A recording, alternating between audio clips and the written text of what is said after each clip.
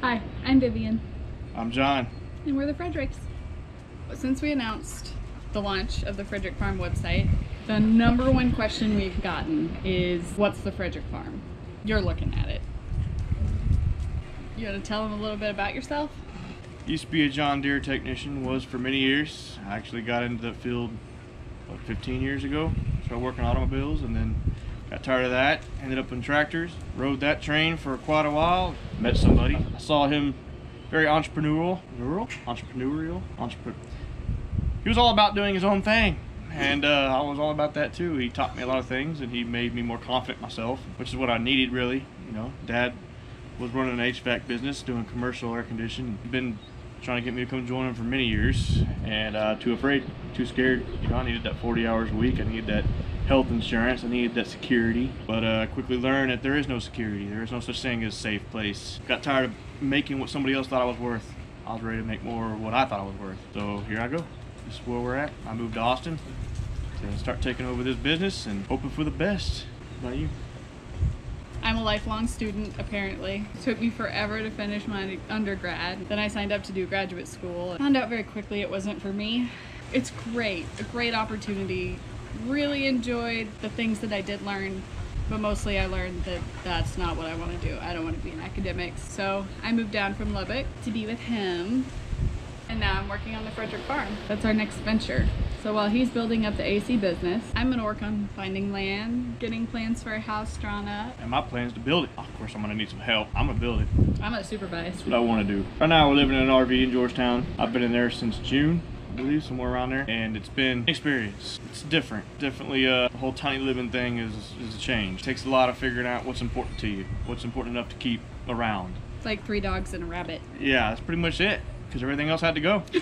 I mean, we had to clear out a lot of stuff. You know, what we felt was absolute necessary. We kept storage. You know, we've got to have some stuff, but it's not accessible, not easily anyway. Saving that for when we get our place. We don't want to end up in a house with no furniture. But luckily, we rented our house in Lubbock. You know, if we find some land, we'll probably step up to a cabin of some sort. We're very introverted. We're very homebodies. Which is weird that we're doing this now, because the idea of sharing our lives with the world on YouTube is a little terrifying. But I think the main purpose here is to show everybody that we decided that a traditional life was not quite for us, and to show people that you can do whatever you want to do as long as you have the drive and the motivation to do it. I've seen a lot of stuff done that I didn't think was easily attainable, which apparently it is very easy. You just gotta not be afraid. I say that. It's not about fear, it's about being brave. If you're scared of it. I'm terrified. I mean, it would be any day that we don't have any money. Customers quit calling us, whatever the deal is, and then I'm trying to figure out what I'm doing for a job. I'm not living in the fear, you know what I mean? Make sense? Hopefully it makes sense. You know? But we'll see. Short answer after the long answer. This is about us and our journey to get there. This is about where we came from, where we're going, how we're doing it, and we want to keep live update. Instead of trying to reach back and tell people the story, then we're missing out a lot of things, and also all the experiences. And the journey for us is also most of it, really.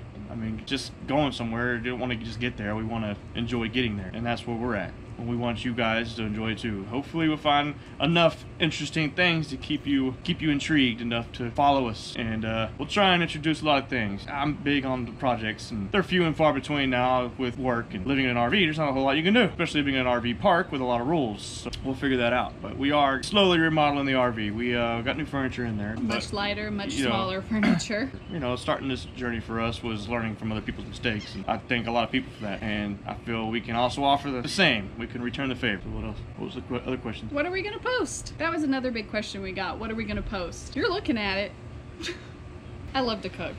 So I'm gonna be posting a lot of recipes, especially because I've never really had to cook in an RV kitchen before, tiny. And the challenge on top of that's keto. Right. Try to do a lot of keto stuff. We did the ketogenic diet, which would have been nice to document that as well. That's what I'm saying. We don't want to miss out on anything. We're married almost exactly a year ago as of tomorrow. So. No, as of today, because this is going up tomorrow. Okay. We were married a year ago today. Shortly after we got married, that's when I left. But we haven't spent a lot of married time together, but we've been living together for quite a long time. Since 2013. Yeah. Probably a week after we met. which was totally out of character for me. Totally out of character. Since we've been together all that time, we realized we didn't have a whole ton of pictures or video or anything. Like, kind of made us sad, and so we started thinking about it. What's a way to keep us accountable? Constantly posting, recording our lives, documenting, enjoying, sharing the memories, having the memories. You know, someone's forgetful and will probably hit the point where I can't remember anything. Yeah. So let's have video for him. Yeah. Because I really don't want to have to like follow you around a nursing home reading you our story that I hand wrote in a journal. I don't even want to be in a nursing home. Too many people.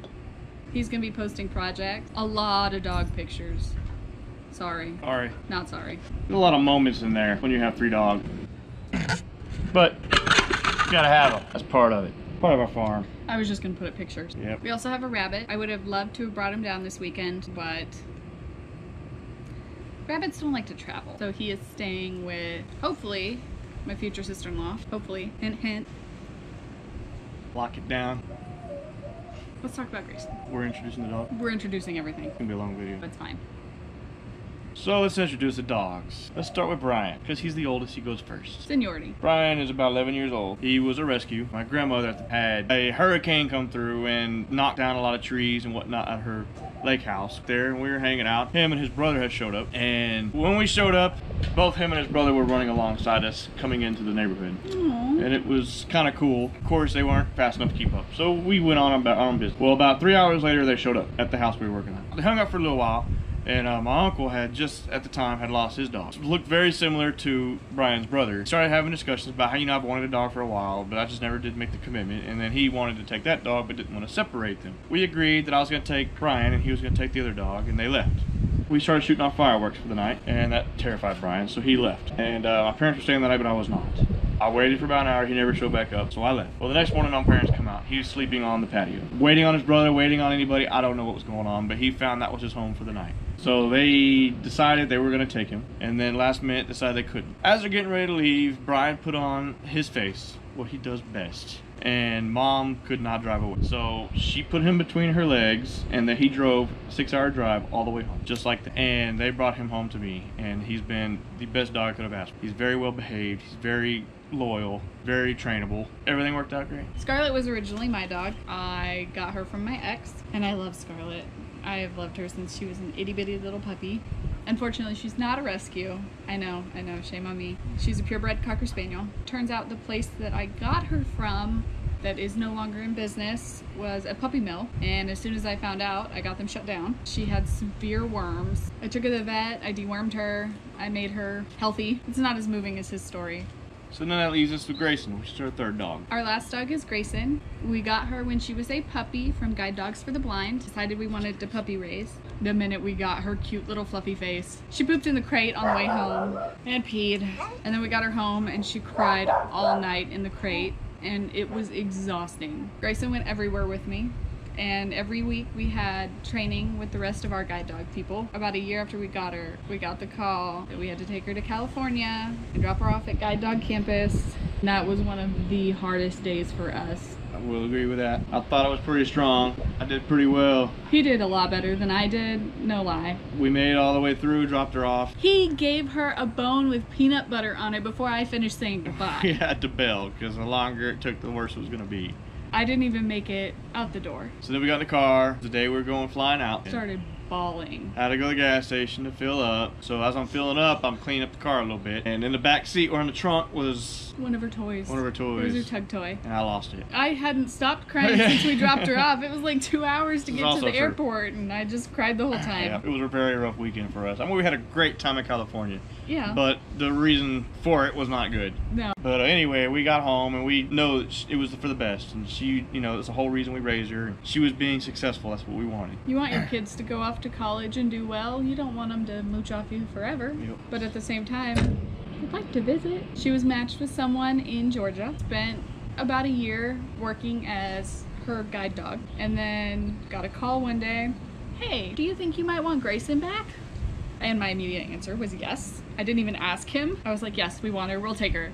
And the lady starts trying to give me different information about it, and I'm just like, sure, whatever, I don't care. I want her. I'll take her. Let's do this. Took about a week for her to get shipped down, which was forever because we were so excited to see her again. Although I was worried that I wasn't going to be recognizable to her for whatever reason. And I went and picked her up from the airport. She was in her crate, and I could barely see her. She recognized me through the window. She went crazy. Finally got her out of the crate. I had taken Brian with me. They loved each other. The minute she jumped up in that truck, they were all over each other. They recognized each other from the second the smells hit. Then we had to wait another few days before she'd come to Austin and get her dog.